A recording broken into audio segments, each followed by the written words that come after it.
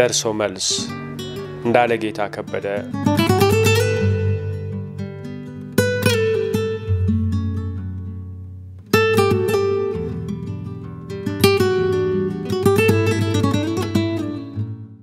ምዕራፍ 2 ሄኖክ ስለ ቤዛ። ከጀንበር ከተለያየን ከጥቂት ወራት በኋላ ነበር ዝምተኛ ከምትመስል መካከለኛ ቁመት ካላት ቀይ ልጅ ጋር የተላመድኩት። ቤዛ ዝምተኛ ትመስላለች እንጂ አይደለችም፣ ግን ኮስታራ ናት። በሻይ ሰዓትና ከሥራ መውጫ ሰዓት አብረን ቢሮአችንን እንለቃለን። የኮንትራት ሥራ ነበረኝ። እነሱ ቢሮ ቤቷ ሜክሲኮ ነው። ከካልዲስ ኮፊ ጀርባ ትንሽ ገባ ብሎ ከሥራ ስንወጣ ታክሲያኒዝም እስከ ቤቷ መታጠፊያ ድረስ እሸኛታለሁ። ወደ ቤቷ እንድገባም ልትጫነኝ ትሞክራለች። ላለመግባት ስግደረደር ሚስት አለ እንዴ? ማለት ቤት ውስጥ ምናምን ጎዝጉዛ ቡና ፈላልታ የምትጠብቅህ ትለኛለች። አረ ሚስት የለችኝም። ታዲያ ምንድነው የሚጠባ ሕፃን ቤት ውስጥ ታንደወጣች እናት ቸኮል ጣደፍ የምትለው? መሽቷል፣ ከመሸ በኋላ ሰው ቤት ምን እሰራለሁ ብዬ ነው። ና ግባ ትለኛለች ቤዛ። ያ ሁሉ መግደርደር ይጠፋል። እገባለሁ። የሥራ ልብሷን ቀይራ ጓዳ ገብታ መንጎዳጎድ ትጀምራለች። ከታላቅ እህቷ ጋር ነው የምትኖረው። የድሮ ቤቱ የአንድ ደጃዝማች ወይም ፊታውራሪ ቤት የነበረ ሳይሆን አይቀርም። ጉልላት ቢጤ ነገር አናቱ ላይ አለ። ባላገር የሚገኝ ብዙ ዓመት ያስቆጠረ ጥንታዊ ደብር አይነት ነው የቤቱ ቅርጽ። ከአያቴ የወረስነው ነው አለችኝ ስለ ቤቱ ስታስተዋውቀኝ። እህቷ ብሌን እንደ እንግዳ አላየችኝም። ቀደም ብላ ስሜንም ሙያዬንም ሰምታለችና በስርዓት ነው ያናገረችኝ። ያስተናገደችኝም ቡና አስፈልታ እራት እንዲቀርብ አዛ ቤት በሰላም መግባት አለመግባቴን ልታረጋግጥ ትደውልኛለች። የአሳቢነትና የተንከባካቢነት መንፈስ ይታይባታል። ቤቴ እንደገባው ደውዬ አወራታለሁ። ከሷ ጋር ማውራት ደስ ይላል። አንድ ነገር ልጠይቅህ አለችኝ። አንድ ቀን እያወራችኝ ያለችው አልጋዋ ላይ ሆና ነው። ከብርድ ልብሱ ስር ሆና ልጠይቅህ? ጠይቂኝ። አትዋሸኝም አይደል? በጭራሽ። ስለኔ የሆነ ስሜት እየተሰማ ነው አይደል? ደነገጥኩ። ራሴን ጠየቅኩት። የሆነ ስሜት ማለት ምን ማለት ነው? ስለሷ የሆነ ስሜት እየተሰማኝ ነው እንዴ? እየወደድከኝ እየፈቀድከኝ ነው አይደል? ሳትዋሽ እውነቱን ንገረኝ አለችኝ ጥያቄዋን በሳቅ አጅባ። እንዴት አወቅሽ አልኳት። እንዴት ገመትሽ ልላት ነበር ያሰብኩት። ሁኔታ ሁሉ ያስታውቅ የለ? ልጠይቀኝ እንዳሰብክ ያስታውቅብሃል። ዛሬ ወይስ ነገ፣ አሁን ወይስ ኋላ ብለህ እያመነታ እንደሆነ ሁሉ ያስታውቃል። በጣም ነው አይደል የምታስበኝ? አነጋገሯ ይሁን ድምጿ አላውቅም፣ እርቃኗን ስትሆን ምን እንደምትመስል እንዳስባት አደረገኝ። ሞቀኝ። ሙቀት ላከችልኝ። ጎበዝ ነሽ አልኳት። እንዴት? አይን አይተሽ ስሜቴን በመረዳትሽ ነዋ። ገርልፍሬንድ የለህም አለችኝ። እንዲህ ባለ ርዕሰ ጉዳይ ከዚህ በፊት ከሷ ጋር አውርተን አናውቅም። አለኝ እንጂ አልኳት። ዝምታ። ማናት? አንቺ ነሻ። ከት ብላ ሳቀች። ከመቼ ጀምሮ? ይሄው ካሁን።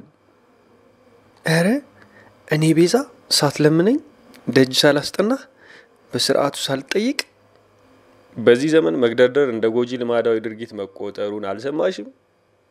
ምላሰኛ ነህ። አንቺ ራስሽ እንዲህ ተለሳልሰሽ ስታወሪ እንዴት እንደሚያምርብሽ እኔን ሆነሽ ባየሽው። ሳቋን ለቀቀችው። ከቤዛ ጋር የሆነው መሆን ብዙ ነው። ቤዛ በሕይወት ዘመኔ እንኳንም አወቅኳቸው ከምላቸው ሰዎች አንዷ ናት። እሷ ወደ እኔ ሕይወት ከመግባቷ በፊት ያልተፈተገ ስንዴ አይነት ነበርኩ። እሷ መጣችና ሸከሸከችኝ። ገለባዬን እንድቀንሰው ምክንያት ሆነች። ኃይለኛ መሆኗ ሁሉ የራሱ የሆነ ውበት ነበረው። ሴት ሆነው እንዲህ ወንድን መገዳደር የሚችሉ ብዙ ሀበሾች የሉም። ይሄ ልዩነት ለሷ የነበረኝን ክብርና ፍቅር ከፍ እንዳደርገው ምክንያት ሆኗል።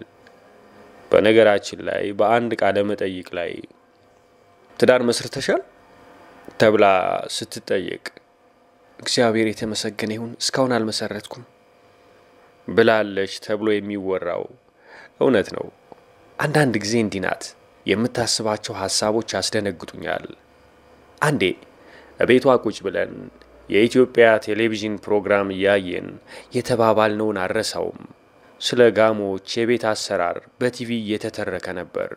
ጋሞዎች ቤታቸውን በቀርከሃ ነው የሚሰሩት። የሚሰሩት ቤት እስከ 100 ዓመት ማስቆጠር እንደሚችል ይነገራል። ቤቶቻቸው ከሌሎች ክልሉ ካፈራቸው ብሔሮችም ሆነ ከሌሎች የሀገሪቱ ጎጆ ቤቶች የሚለየው ያለ ምሰሶ በመቆሙ ነው። የፊቱና የጀርባው ቅርጽ ደግሞ የዝሆን ነው። በጥንት ጊዜ አባቶቻችን እዚያ አካባቢ መኖር ከመጀመራቸው በፊት ዝሆኖችን በመግደል የሚታወቁ አዳኞች ነበሩ። ለዚያ መታሰቢያ እንዲሆናቸው ብለው ቤታቸውን በዚህ ቅርጽ ሰሩት ሲሉ ሰማናቸው። ቤዛ በግራ እግሯ የቀኝ እግሯን ነጠላ ጫማ በቀኝ እግሯ ደግሞ የግራ ጫማዋን እያወለቀች ቲቪውን ስታይ ቆየችና እኔም እንደዚህ ነው መሆን የምፈልገው አለችኝ። እንደዚህ ነው ማለት እንደዚህ እንደ ጋሞች ጎጆ መሆን ነው። እግሮቿን የተቀመጠችበት ሶፋ ላይ ያደረገቻቸው። የተቀመጠችው ከኔ ፈንጠር ብላ ነበር። እግሮቿ ወደኔ አቅጣጫ ናቸው። አነሳዋቸውና ጭኔን እንዲንተራሱ አደረግኩ። ብዙ ዓመት በሕይወት መቆየት ማን አለ? እንደ ጎጆ ቤቱ ያለ ምሰሶ መቆም ማለቴ ነው አለችኝ። ጎጆ ሌላ ሰው መሆን ሌላ ስላት ማለት የፈለገችውን አብራራችልኝ። እንደ ጋሞ ጎጆ ያለ ምሰሶ ያለ ወንድ ያለ ባል መቆም የሚያስችለኝ ብቃትና አቅም እንዲኖረኝ ይሻለሁ። እንደዚህ የሚያስቡ ሴቶች ይኖራሉ የሚል ግምት ስላልነበረኝ እናት መሆን አያጓጓሽም አልኳት። ባቷን በዝግታ እየደባበስኩ ልጆችማ ይኖሩኛል። ለምንድን ነው የተምታታ ነገር የምትናገሪው አልኳት። በዚህ ጊዜ ተቆጣች። እግሮቿን ከጭኔ ላይ አመነጫጭቃ ያነሳቻቸው። መጀመሪያ አነጋገርን አርም። ሰውን ከምድር ተነስቶ እንዲህ አይዘለፍም። የተምታታ አይባልም። አንተን አምታታ የምትሰማኝ ያለ ባል ያለ ምሰሶ መቆም አልሽኝና መልሰሽ ደግሞ አልኳት። የወሰደችብኝን እግር ወደ ነበረበት የክብር ቦታው ለመመለስ ችላ ብዬ እናት ለመሆን የግድ ባል ያስፈልጋል ያለ ማን ነው? ቢሆንም በሀበሻ ባህልና ልማድ መሰረት ካፌ ነጠቀችኝ። እንዲህ ብሎ ነገር የለም። ያለሁት እኔ ነኝ። እኔን የጠቀመኝ ነገር ሁሉ መቀጠል አለበት። ባህልና ልማድም እንዲሁ እኔንና መሰሎችን ሲጠቅም ብቻ ነው መቀጠል ያለበት። ማግባት ለምን ግድ እንደማይሰጥሽ አልኳት። ዝም ትለኛለች። እንዴ የምትለው ለማስመሰል ብላ አይደለም። ለወንድ ባል ለሚባለው ነገር ቦታ መስጠት አትፈልግም። ነፃነት ያሳጣል ነው የምትለው። መታሰር አልፈልግም። ማንም በገላዬ በገንዘቤና በሐሳቤ እንደ ልቡ እንዲያዝበት አልሻም ትላለች። ቅኝቷ ሁሉ ነፃነት ነፃነት ነፃነት። እኔን ሰጠኝ የምትለው አሪፍ ነገር ነፃነትን ነው። ሌላ ቀን ደግሞ አስቀድመ ከሰጠኝ በላይ ከዚህ በፊት የነበረኝን ነፃነት ነፈከኝ ብላኛለች።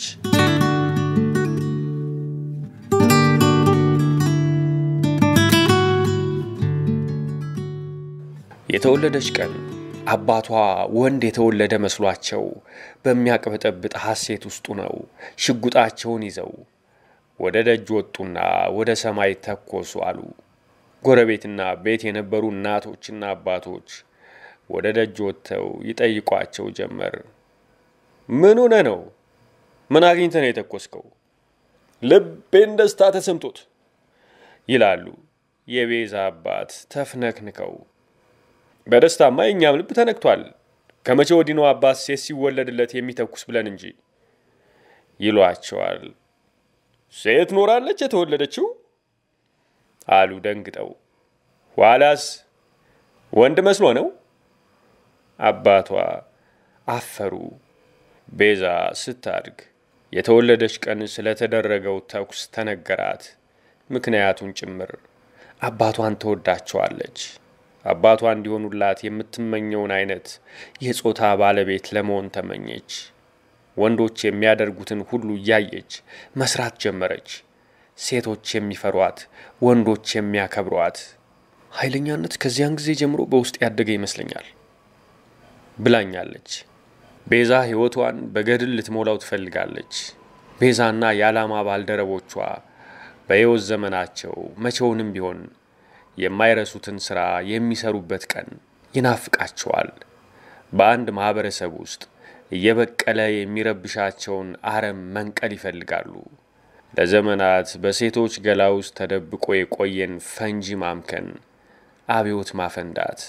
ቤዛ በአርቦሬ ልጃገረዶች ላይ ስለሚደርሰው በደልና እየተከናወነ ስላለው ልማድ ስተርክልኝ ሁሌም እንደተሸበረች ነው።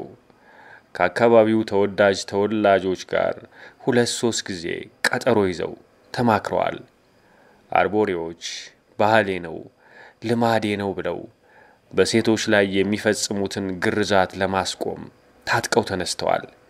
በአርቦሬዎች ዘንድ እየተካሄደ ያለው የብልት ትልተላ ምን ያህል አሰቃቂ እንደሆነ እንዲገባቸው ተደርጎ ለነዋሪዎቹ በተደጋጋሚ ጊዜ ተነግሯቸዋል።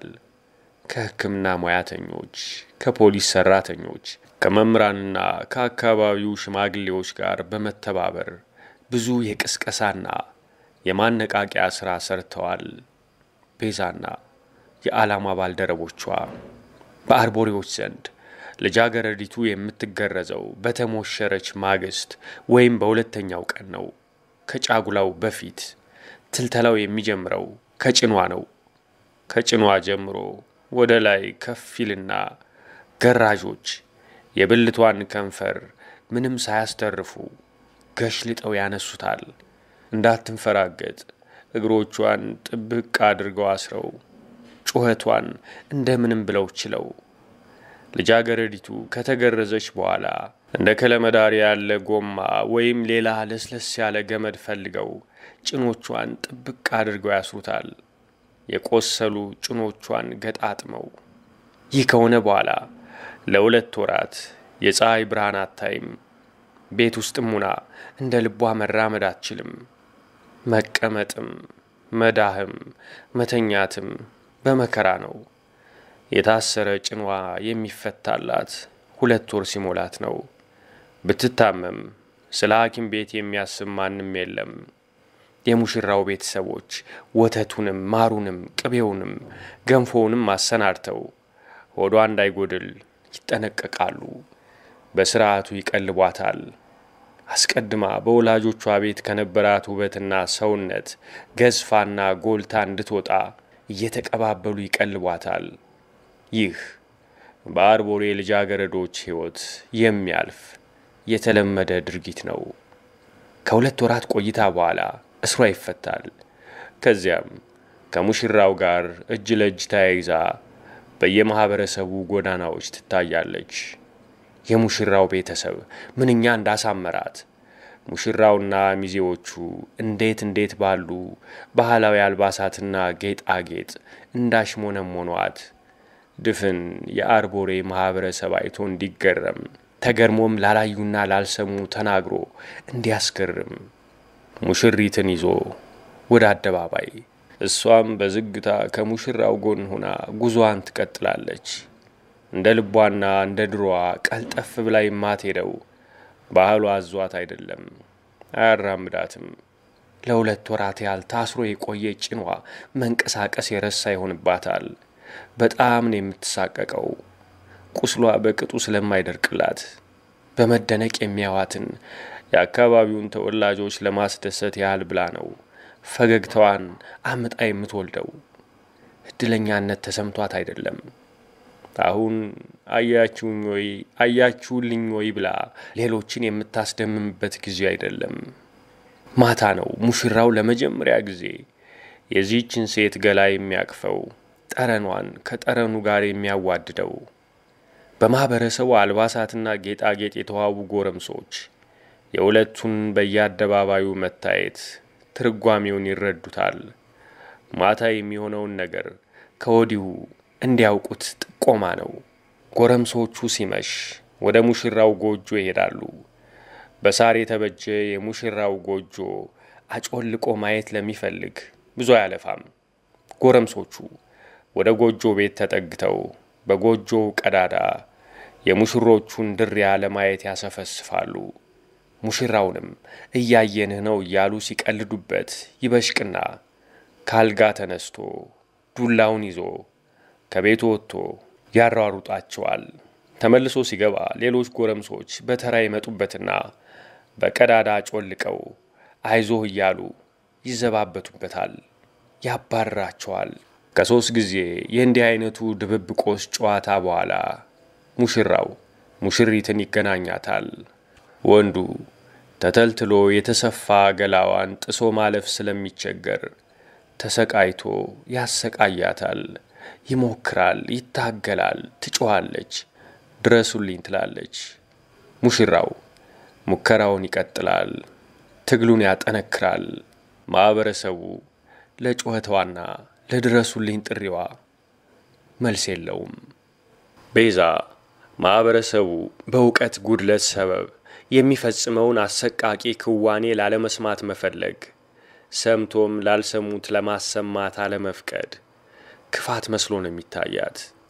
ቤዛና ሌሎች የሥራ ባልደረቦቿ ራሳቸውን ለዚህ ጉዳይ አስገዝተዋል። ለ3-4 ጊዜ ያህል ወደዚህ አካባቢ ተመላልሰዋል። ቤዛ በሴቶቿ አኗኗር ልቧ እንደደማ ነው። ልታመክነው የሚገባት ፈንጅ እንዳለ ታውቃለች። እንዲህ አይነቱ የግርዛት ስርዓት መቆም አለበት። መቆም፣ ጨለማው መገፈፍ አለበት። የመንጋትም የማንጋትም ቀን ቅርብ እንዲሆን ነው ምኞቷ። በራሳቸው ልማድ በባህላዊ ስርዓት ነው ጉዳዩን የምንቋጨው። ደንብ የሚሉት ነገር አለ። ማህበረሰቡ ቃሉን እንዲያጸና ለገባው ቃል እንዲገዛ የሚያደርግ ኪዳን። ብናደርገው ህግ ይከሰናል፣ ፖሊስ ያስረናል ብለው ብቻ ሳይሆን ደንቡን ብንጥስ መዓት ይወርድብናል ብለው በፍርሃት መራድ አለባቸው ባይናት። ይህንን ሁሉ ስትነግረኝ በጸጥታ ነው የማዳምጣት፣ አላቋርጣትም። በእኔ ቦታ ሱራፌል ቢሆን ኑሮ ብዬ አስባለሁ። ቢሆን ኑሮ አንቺና ጓደኞችሽ በቅርቡ አንድ ታላቅ ሽልማት ስትወስዱ ልናይ ነዋ ይላታል፣ የጀመረችውን ጀብዱ ሳትጨርስለት። ቤዛ መጀመሪያ አካሄዱ ወዴት እንደሆነ ስለማይገባት የምን ሽልማት ብላ ትጠይቀዋለች በቅንነት። አንድ መንግስታዊ ያልሆነ ድርጅት እንደሚሸልማችሁ አልጠራጠርም ይላታል ሱራፌል ቀለል አድርጎ፣ የሽልማቱን ዋጋ በድምፁ አሳንሶ። ለመሾምና ለመሸለም ብለን አይደለም የምንሰራው፣ የምንኖርበትም ዓላማ ስለሆነ እንጂ። ልክ ነሽ። ፈረንጆች ራሱንና ማህበረሰቡን ጮክ ብሎ የሚያዋርድ የሶስተኛው ዓለም ሰው ይወዳሉ። እነሱን ለመምሰል ብዙ የሚቀረውን ማህበረሰብ ሙልጫ አድርጎ የሚሰርብላቸውን ሰው ይፈልጋሉ። ልልሽ ፈልጌ ነው። እንዴት ነው የምታወራው? ህፃናቱ ብልታቸው ይተልተል ነው የምትለኝ? ህፃናቱ ያለ እድሜያቸው ተድረው ለፌስቱላ ይጋለጡ ነው የምትለኝ? ሱራፌል አያስጨርሳትም። ሳይጠቅማቸው ሲቀር ቀስ በቀስ ይተውታል ነው የምልሽ። በማህበረሰቡ ላይ ፖሊስ አትሁኑበት። ትታሰራለህ፣ ትታረዛለህ ያላችሁ አታስገድዱት ነው የምልሽ። እንደሱ ከምታደርግ እንዲህ ብታደርግ አይሻልም ወይ ብላችሁ አማራጭ አቅርቡለት ነው የምልሽ። ሴቶች ሱሪ ማድረግ የጀመራችሁት ማንም አስገድዷቸው አይደለም። ከቀሚስ ይልቅ ሱሪ ለስራ ስለሚያቀላጥፍ አይደል? እነሱም ህይወት ታስተምራቸዋለች። ተዋቸው፣ አማራጩን ብቻ አሳዩዋቸው። ማህበረሰብ ወዲያ 10 ጊዜ ማህበረሰብ አትበለኝ።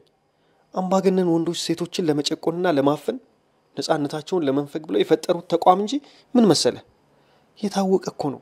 ከያንዳንዱ ጎጂ ብለን ከምናወግዘው ልማድ ጀርባ ወንዶች የሚያገኙት አንድ ሲወርድ ሲወራረድ የመጣ ስር የሰደደ ጥቅም አለ። ለምንድነው ሴቶች የሚገረዙት? ሴቲቱ የወሲብ ስሜቷን መቆጣጠር ሳትችል ብትቀር በእኛ ብቻ አትረጋልን ብለው አይደል? ማህበረሰብ አትበለኝ 10 ጊዜ። ማህበረሰብ ሁሉ ጊዜ ልክ አይሆንም። ማህበረሰብ ህፃን የሚሆንባቸው ጊዜ ሞልተዋል። እንዲህ ብለሽ ስለምታምኝ እኮ ነው መንግስታዊ ያልሆኑ አካላት ይሸልሙሻል የምልሽ።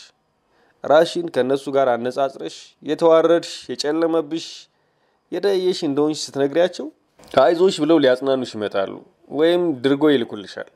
ከዚያም መገለጫሽን ማንነትሽን በራሳቸው አምሳል ይቀርጹሻል። የባህል ወረርሽኝ ይሉሻል። ይሄ ነው። በአያቶቻችን ዘመን ባህር አቋርጠው ተንከራተው ይመጡና ገርለው ተገርለው መሬታችንን ይወስዱብን ነበር። አሁን ግን ተለውጠዋል። ደም ሳያፈሱ ላባቸውን ሳይዘሩ ከተቀመጡበት ሳይነቃነቁ በሪሞት ኮንትሮል ብቻ ጭንቅላታችንን ቅኝ ይገዙታል። አንቺ ደግሞ በይዋነት የነሱ ሐሳብ ማስተላለፊያ ቱቦ ሆነሻል። በፍጹም ካንተ ጋር መነጋገር አልችልም።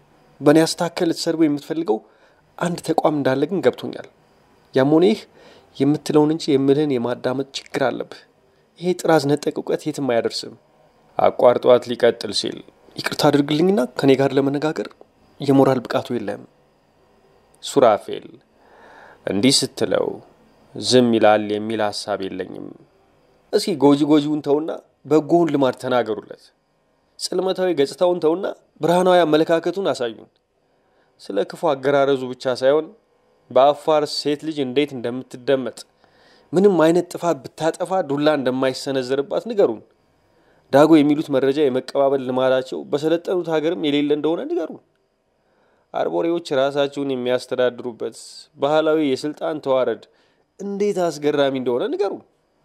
ጀርመን ድረስ ሄዳችሁ የነሱን ፓርላሜንታዊ ህገ መንግስታዊ ምናምንታዊ አሰራር ከምታስቆርጁን እስኪ ደቡብ ኦሞ ሄዱና አርቦሬዎች በየ8 ዓመቱ እንዴት ያለ የስልጣን ሽግሽግ እንዳላቸው እዩ። እያንዳንዱ ጎሳ እንዴት በየተራ ያላንዳች ግጭትና ምርጫ ማጭበርበር እና ማጉረምረም ማህበረሰቡን እንደሚያስተዳድር ይሁንና አሳዩን። የሚኮረጅ ነገር አላቸው። ሄዱና አድንቁለት። ዝም ብላችሁ ዘረኛ እንደሆኑ በሚነገርላቸው ጀርመኖች መንፈስ አታጥምቁን። የገዳዎችን ሲስተም አግንኑልን። ግን አታደርጉትም። ፈረንጅ እንዲህ ላለው በጎ ልማድ ገንዘብ ማፍሰስ አይፈልግም። እሱ የሚፈልገው ምላጭ ይዛችሁ የህፃን ብልት ስታስተለትሉ ዘግናኝ የሆኑ ድርጊቶችን በቪዲዮ ስታስቀርጹ ማህበረሰቡ የረባ ነገር የሌለው ይመስል ስታሸማቅቁት መቼም ይህን ሁሉ ሲላት የቤዛ ፊት መቅላቱ ጨጓራዋ መቃጠሉ ድምጿ መንተክተጉ አይቀርም። እንዴት ነው የምታወራው? ምኑም ከምን ጋር ነው የምታገናኘው? የታመመችዋን የቆሰለችውን እናት አክሞ ማዳን ነው የሚቀለው ወይስ ጤነኛ ስለሆነው አባት ጠንካራነት አደባባይ ላይ ቆሞ መደስኮር? ቆይ ስሚኝና ሊሰሙት የሚገባ ነገር ስትናገር አይደለም የምሰማ። በድግ ትላለች። ቦርሳዋን አንስታ እጄን ይዛ የጎጂ ሐሳብ ባለቤት መስሎ ከታያት ጓደኛዬ ታርቀኛለች ይመስለኛል። በሁለቱ መካከል ያለው የአስተሳሰብ ንፍቀ ክበብ እዚያና እዚህ መሆኑን ስለማውቅ ሁለቱም ወዳጆቼ አንድ የውይይት ጠረጴዛ አላጋራቸውም። አንዳንድ ጊዜ ደግሞ ዕውቀቷንና ትህትናዋን እንድጠራጠረው የሚያደርገኝ ስህተት ትሰራለች። ስህተቱን ደፍሬ ስህተት የማልለው ማለትም በነጠላ ትምህርት ጥቅስ የማስቀምጠው እሷ ብትጠየቅ ኑሮ የራሷ የሆነ አሳማኝ ምክንያቶች ይኖሯታል ብዬ በማመን ነው። አንድ ቀን ቀኑን ሙሉ ስንባዝን ቆየንና ደካክሞን ወደ ቤቷ ሄድን። እህቷ ተከታታይነት ያለው ፕሪዝን ብሬክ የሚል ፊልም አይታ ስጨርስ ነው የገባነው። ራት እንዲቀርብልን አዘዘች። ራት ያቀረበችልን ልጅ ለአይኔም ለቤቱም አዲስ ናት። ሰራተኛ በማጣት ምክንያት ብሌን ኃላፊነት እንደበዛባት ስትናገር ሰምቻለሁ። ቤት በማጽዳት ምግብ በማሰናዳትና ልብስ በማጠብ ነበር ከስራ ሰዓት ውጭ ያለውን ጊዜዋን ታሳልፍ የነበረው። ይሄው ተገኘች ማለት ነው። እንኳን ደስ አለሽ አልናት። የበላነው ራትም እሷው ናት የሰራችው። የሙያ ችግር የለባትም። ጣፍጦን ያጠናቀቅነው። ራት በልተን ስንጨርስ እህቷ ቤዛ ብላ በጮክታ ተጣራች። ምን ሆነሻል? እዚህ እኮ ነኝ አለቻት። አንቺን አይደለም። ታዲያ ማንን ነው? አለች መልሳ። ሰራተኛዋን። ቤዛ የሰራተኛዋ ስም ነው? አለች ቤዛ ደም ስሯ ተክተርትሮ። እንዴት ሊሆን ይችላል?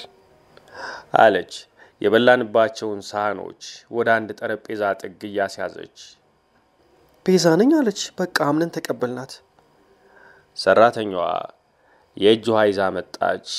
ቀጭን፣ አጭር፣ ጥቁር መሆኗን ልብ አልኩ። ርዕስ መሆኗን እንዳላወቀች ያስታውቃል። እህትማማቾቹ ቀጥለዋል። በአንድ ቤት እንዴት ሁለት ቤዛ ይኖራል? አጋጣሚ ነው አለች ታላቅ። አጋጣሚ ብሎ ነገር የለም። ስም ቀይሩላት፣ ወይ ራሷ የራሷን ስም ትቀይር። እዚህ ቤት እስካለች ግን እሷ በተጠራች ቁጥር እኔ አቤት አልልም። ሰራተኛዋ ዝም ብላ እጄን ታስታጥበኝ ጀምራለች። ትንሿ ቤዛ ትልቋ ቤዛ ብለን እንጠራቸዋለና አለች እህቷ። እየቀለድኩ አይደለም። በዚህ ሁሉ ጭቅጭቅና ንትርክ መሃል አፍን ለጉሞ መቀመጥ ነውር ነው ብዬ አሰብኩና ሐሳብ አዋጣው። ሰራተኛዋ የክርስትና ስም ካላት ትጠይቅና ቤዛ አቋረጠችኝ። ዝም በላንተ ተይው፣ ቤተሰብ አይደለ ሐሳብ ይስጥ። ቤዛ ከእህቷ ጋር ስንጠቃቀስ አየችና ተናዳ ስሚ አለች ሰራተኛዋን። ስሚ ማንሽ? ቤዛ ነኝ። ቤዛነቱን ለኔ ተይው። ቤዛ መሆንሽ ተጣርቶ እስኪመጣ ድረስ ስም ቀይሪ። የሰፈር የቤት ወይም ቅጽል ስምሽን ትነግሪናለሽ። እዚህ ቤት እስካለሽ መጠሪያሽ ቤዛ አይሆንም። አያቶችሽ ማን ብለው ነው የሚጠሩሽ? ቤዛ። እናትሽስ? እናቴ ስም ሳይወጣልኝ በፊት ሞታለች እኔ ስወለድ። አባትሽስ? አባቴን አላውቀውም። ጦር ሜዳ ሄዶ እዚያው ሞተ። ዝምታ ሆነ። ቆይ አንቺ እስከ ዛሬ ድረስ ከቤዛ ውጭ የምትወጁና የኔ በሆነ የምትዩ ስም የለሽም? አለቻት ማስታጠቢያውን ወደ ያዘችዋ ሴት እያተኮረች። የለኝም። እንዴት አይኖርም? እህቷ ተቆጣች። ምንድነው እንዲህ አይነት የፖሊስ ምርመራ? አስቢበት እሺ አለች ፍቅረኛዬ ቤዛ። እሺ አለች ሰራተኛዋ ቤዛ።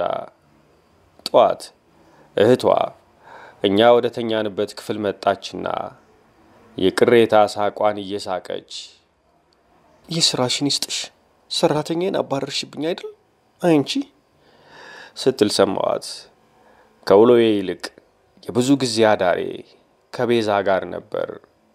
ማታ ልምጣዊ ብዬ ፍቃድ መጠየቅ ወይም ማታ መጣለው ብዬ ቀድሜ ማሳወቅ አይጠበቅብኝም። ቤቷን ማላድር ከሆነ ከወዲሁ አለመምጣቴን አሳውቃታለሁ። ይህንን ያየው ሱራፌል አንተ እኮ ቤት የምትከራየው ዝም ብለህ ነው፣ ለማታድርበትና ለማትውልበት ቤት ለምን የቤት ኪራይ እንደምትከፍል አይገባኝም። ሻንጣን ይዘህ ለምን አትጠቃልልም ብሎ ተርቦኛል። ቤዛ ስራዋን ከልብ ነው የምታመልከው፣ ለስራዋ ነው የምትገዛው። እንከን አልባ እንዲሆን ከመሻቷ የተነሳ የታዘዘችውን ስትፈጽም ተጠንቅቃ ነው። ያሰሪዎቿ ልብ በሐሴት እንዲናጥ ማድረግ ትችላለች። የድረስ ይድረስ ስራ ደሟን ያፈለዋል። ሙሉ ኃይሏን፣ ሙሉ ልቧን፣ ሙሉ ጊዜዋን ሰውታ ነው የጀመረችውን ነገር ለልባት የምታበቃው። በተለይ ርዕሰ ጉዳዩ ስለ ሴቶች እኩልነት ከሆነ የአፋር ሴቶችን በሚመለከትም ከጓደኞቿ ጋር በመሆን ብዙ ጥናት አካሂዳለች። በአፋር ማህበረሰብ ዘንድ ሴት ልጅ በግርዛት ሰበብ ብዙ ሰቆቃ ነው የሚደርስባት። ስለነዚህ ሴት ህፃናት ብልትልተላ ስትናገር እንባ እየተናነቃት ነው። ይህንንም የማስቆም ኃላፊነት አለብን ትላለች። እንዳለችውም ከጤና ባለሙያዎች ጋር በመሆን ብዙ ለውጥ አምጥታለች። እንዲያውም አንድ ሰሞን የጠቅላይ ሚኒስትር መለስ ዜናዊ ባለቤት ቀዳማዊት እመቤት አዜብ መስፍን ስለ ቤዛ ስራ ሰምታ ይሄ ክልል እንደሱ ያለው ኃላፊነት የሚሰማቸው የሥነ ምግባር መርሆችን ተከትለው የሚሰሩ 7 ቅንና ንቁ ሴቶች ቢያገኝ የሚጠበቀው ውጤት በአጭር ጊዜ ይመጣል ብላለች አሉ። ይህንን ወሬ የሰማው ቀን እውነት ነው ወይ እንዲህ ብላለች ወይ ብዬ ደውዬ ጠየኳት። አዜብ መስፍን ብራቮ እንድትለኝ አልነበረም የሰራሁት፣ እንደ አንድ ኢትዮጵያዊ የዜግነት ግዴታዬን ልወጣ ብዬ እንጂ አለችኝ። የተባለው ነገር እውነት ለመሆኑ ግን ድፍን የሰመራ ያሳይታ የዱብቲና የሎጊያ ነዋሪዎች ይመሰክራሉ። ቤዛ ወደ አፋር ክልል ሂዳ ሰርታ የተመለሰችው ለ3 ወራት ያህል ብቻ ነው። በእነዚህ ቀናት ቆይተዋ ከበረሃው ግለት በስተቀር ሌላ ቅር የሚያሰኝ ነገር አልገጠማትም። ከሙቀቱ ብዛት ደጅ ላይ ነበር እንደ እንግዶች ልማድ የቤርጎ በረንዳ ላይ ፍራሿን አንጥፋ የምትተኛው። ፍቅር የሆነ ሕዝብ ያለውን ለማካፈል ዝግጁ የሆነ ብላ ነው ነዋሪውን የምትገልጸው። በአፋር ቆይተዋ በጣም ተገርማ የነበረው በአብሱማ ነው። አብሱማ ማለት እኔና ቤዛ ባልና ሚስት ሆነን ብንገኝ የኔ የወንድሜ ልጅ የቤዛን እህት ልጅ እንዲያገባ የሚፈቅድ ስርዓት ነው። አሁን እንደዚህ መሰለኝ አለችኝ። ከርቀት ሲያዩት በቅርብ ዘመዳማቾች መሃል የተፈጠረ ጋብቻ ይመስላል።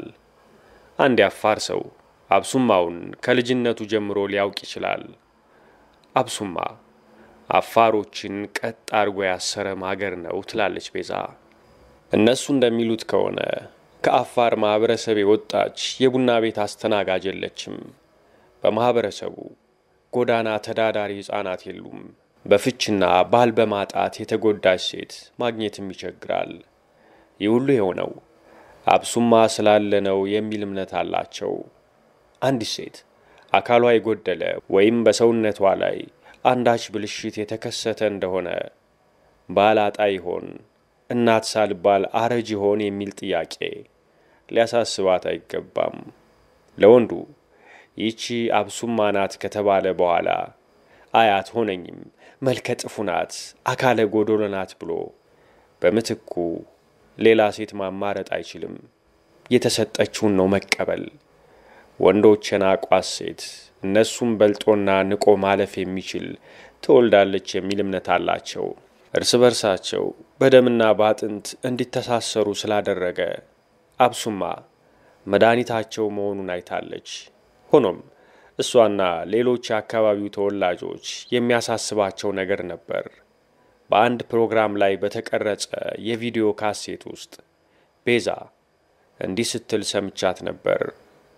70 ዓመት ለሆነው የዘመመውን ማቅናት የወደቀውን ማንሳት ለማይችል አረጋዊ እንዴት የ12 ዓመት ሴት ልጅ ታጩለታላችሁ? ይሄ በምትወዱትና ስትጠብቁት በኖራችሁት የአፋር ባህል ላይ በአብሱማ ስም ሴትን መበደል ነው። ለምንድን ነው የምትፈርዱባቸው? ስንቶቹ ናቸው ለሽማግሌ አንታጭም እምቢ ካላችሁ እንሞታለን ብለው ራሳቸውን ያጠፉት የታነቁት ወንዝ ውስጥ ገብተው የቀሩት? በየቀኑ ብዙ ሪፖርት ብዙ አቤቱታ ይደርሰናል እኮ። ይሄ ነገር እስከ መቼ ነው የሚቀጥለው? እንዲህና እንዲህ በመሳሰሉ ሐሳቦች ጭንቅላቷ ተጠርንፎ ስለሚያድር ለፍቅር ጊዜና ቦታ ስፍራ የምትሰጥ የማይመስላቸው ብዙ ናቸው። ግን አይደለም። ቤዛ የራሷ የሆነ ቀለም አላት፣ ጠረን አላት። ብቻችንን ስንሆን ሌላ ናት።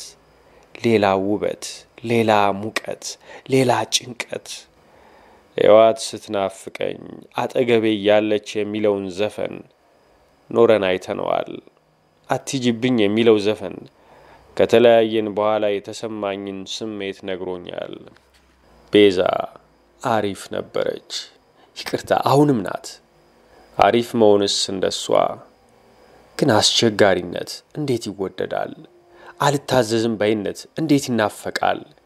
ውስብስብነት እንዴት ይስባል?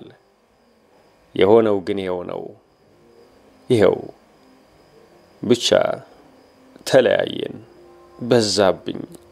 ከለመድኩት በላይ የሚከብድ የበላይነት ሸክም ጫንቃይ ላይ ልታኖር ስጥር ተንገዳግጄ ከመወድቅ አልችልም አልኩ።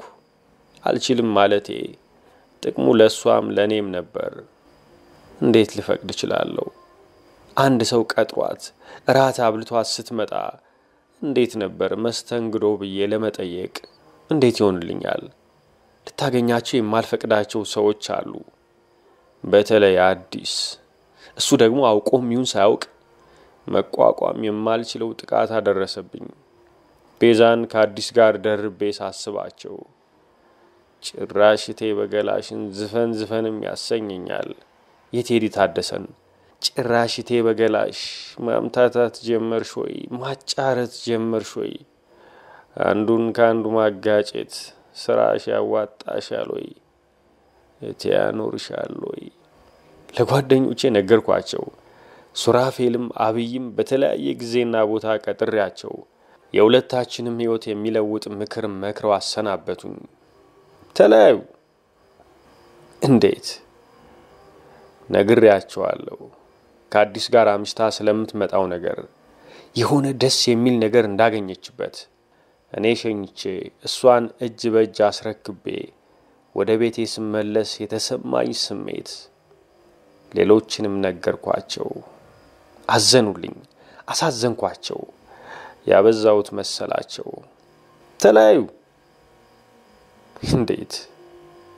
ለአንድ ዓመት ከስንት ወር አካባቢ የፍቅር ቄጤማ ስንጎዘጉዝ ቆይተናል። ቤተሰቦቿን አውቃለሁ። ቤተሰቦቼን አውቃለች። ቤተሰቦቼና ቤተሰቦቻቸው ተወዳጅተዋል። አባቷና አባቴ እንዴት ነህ እንደምን ነህ ይባባሉ ጀምረዋል። እኛ ድልድይ የምንሆን መስሏቸው ነበር ሁለቱም ቤተሰቦች የምናገናኝ። እኛ ግን አልተስማማንም። ተሰፍሮ የተሰጠንን ፍቅር ተጠቅመን ጨርሰነዋል። አልቋል። የቀረን ነገር እንደሌለ ጓደኞቼ ነገሩኝ። ጊዜ ማባከን አያስፈልግም። ስለዚህ ተለያዩ። እንዴት? አብይ ንገራት።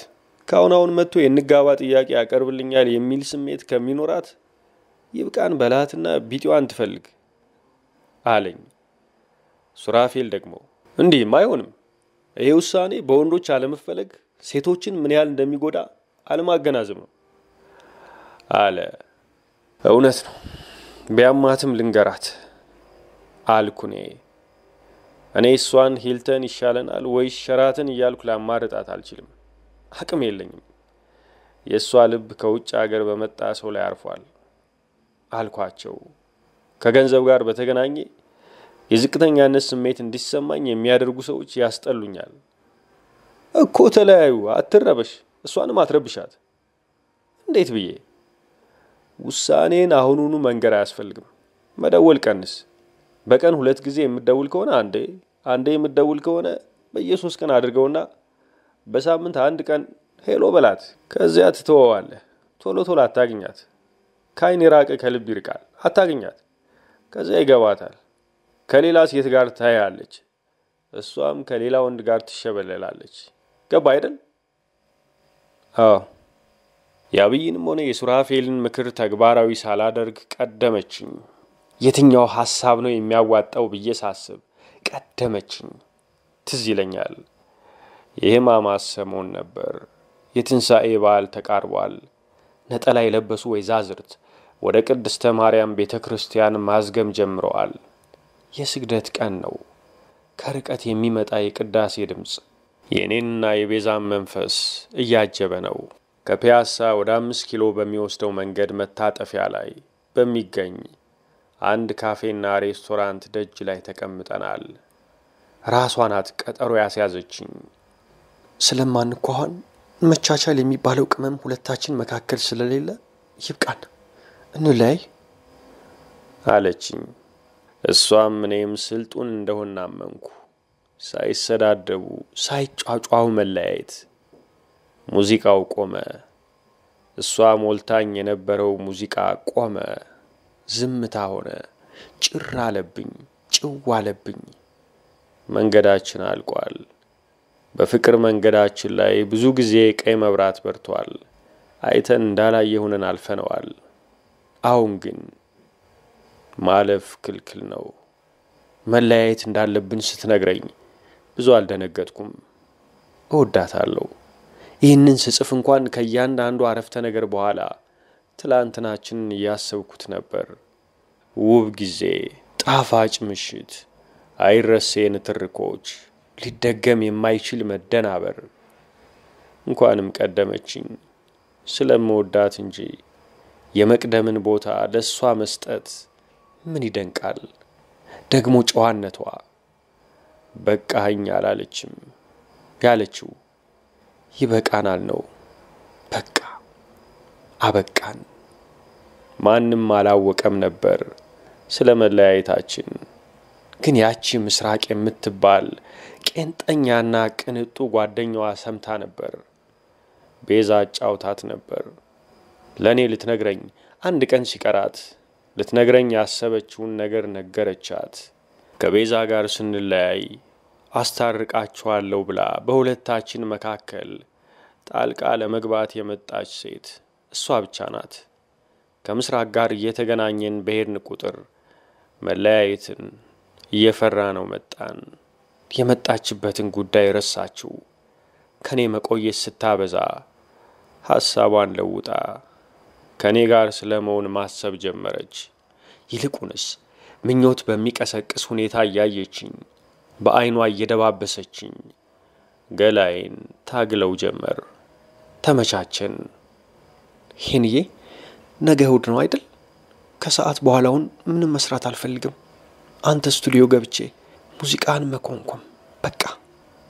መጣች። አንድ ሙዚቃ ሰርቼ ነበር። እሱን አሰማዋት። ቤዛን ያወቅኳት ቀን የሰራሁት ሙዚቃ ነበር።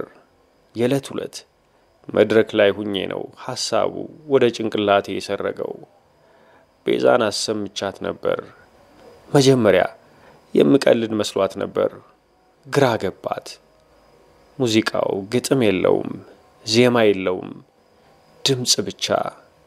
የማታውቀው አይነት ሆነባት፣ ረቀቀባት።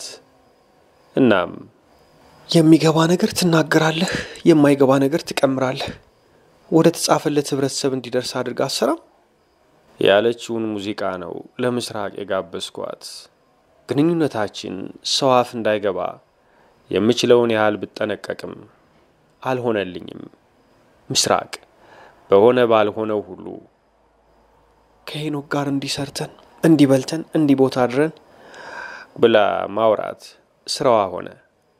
ምስራቅ ሌላ አይነት ሴት ናት። ቤዛን ለምዶ ወደ ምስራቅ መምጣት የማያውቁትን ክልል እንደመጎብኘት ነው። ለነገሩ እያንዳንዷ ሴት የራሷ የሆነ ክልል አላት። ምስራቅን በጥቂት ነገር ደስ ማሰኘት ይቻላል። ደስታዋ አፍንጫዋ ስር ነው። ፈገግታዬ ገመድ ሆኖ ወደ ሰውነቴ ጎትቶ ያስጠጋታል። አንዴ ከተጠጋች በኋላ የትም ይሁኔት ከንፈሬን ከከንፈሯ ሳታነካካ ወደ መጣችበት አትመለስም። በእርግጥ እሷ ቦይፍሬንድ ነበራት። አንድ ከተማ ውስጥ ነው ለ6 ወራት ያህል በአካል ካላገኛትና በአማካይ በወር አንድ ጊዜ ብቻ የሚደውል ከሆነ ምኑን ፍቅረኛ ተሰኘው? እና እኔ መጣው። ከእሷ ጋር የነበረኝን ቅርበት መግታት ያልቻልኩት በአንድ ሁለት ምክንያት ነው። የመጀመሪያው ቤዛ ከዚህ ሴትና ሌሎች እሷ ከምታውቃቸው ሴቶች ጋር ንክኪ እንዳይኖረኝ መመሪያ ቢጤ ሰጥታኝ ነበር። የማይመለከታትን ልታዘኝ ስትሞክር ተበሳጨው። ደንቧን አፈረስኩ። ምንም ማለት አይደለም፣ በሴት ላይ ሴት አልደረብኩ። ሁለተኛው ምክንያት ቤዛ ስለኔ ቅሽምና 1 2 3 ብላ ቁጥር እየደረደረች ይሄ ጎድለዋል፣ ይሄ ቀረዋል የምትላት ምን እንድትፈጥር ነው?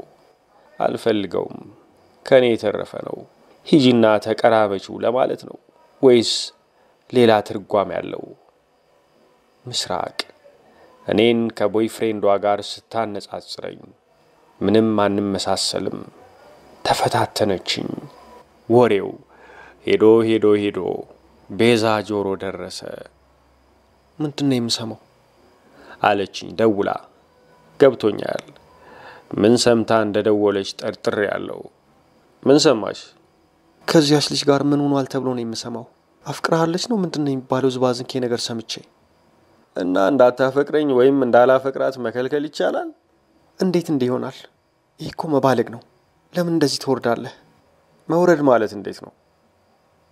የምትናገረው ከብዷት ይሁን ጠፍቷት አላውቅም። ጆሮዬ ላይ ስልኳን ድርግም አድርጋ ዘጋችው። ቀንታ ነው ልበል? ታዲያ እሷ ናት እንዴ የምትሆነኝን የምትመርጥልኝ?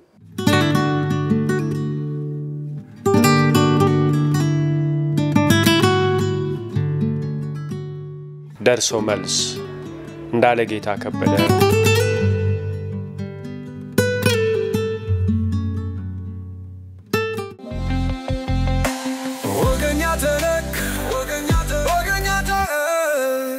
ነው።